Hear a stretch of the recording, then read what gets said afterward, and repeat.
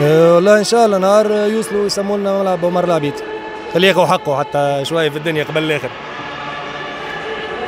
والله هذا أمنية الناس الكل، حتى مش كان جمهور الافريقي بركه، خاطر عمر العبيدي قضيته تعدات انه تكون من مشمولات يعني جمهور النادي الافريقي كهو، خاطر عمر العبيدي ولا توا رمز جماهير الكره في تونس، والظلم اللي تعرضوا له يعني من الاول ديما جمهور الكره ديما معروف عنده شويه عليه بريسيون وضغط وهذاك هو. علاش لا؟ هي عمر العبيدي ولد فيراج، عمر العبيدي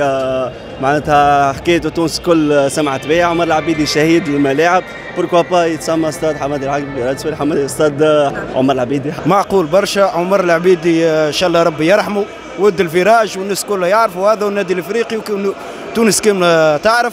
والله المساندة معناتها ماهيش مزية، المساندة القضية معناتها بامبورت الافريقيا ولا اي جمهور، هذه القضية نتاعنا الناس الكل كمسلمين كعرب، لا تكن مساندة هذه بدخلة ولا بميساج ولا اقل حاجة نجموا نعاونوا بها اخواتنا في فلسطين ان شاء الله ربي معاهم. والله احنا الشعب الافريقي معروفين، راه ماهيش جديدة الحكاية هذه عنا، اللي هي تو ولات نقولوا توندونس ان شاء الله ديما تكمل هكايا الحكاية، احنا عنا من اول الدنيا وديما القضية الفلسطينية في قلوبنا احنا شعب النادي الافريقي، وعمرها ما غابت علينا حتى اللحظة، وديجا هذا موثق حتى في غناياتنا القدم والجدد، وان شاء الله ربي معاهم وان شاء الله ربي ينصرهم، وان شاء الله الجاي خير ان شاء الله بقدرة ربي، فما كان الخير ان شاء الله.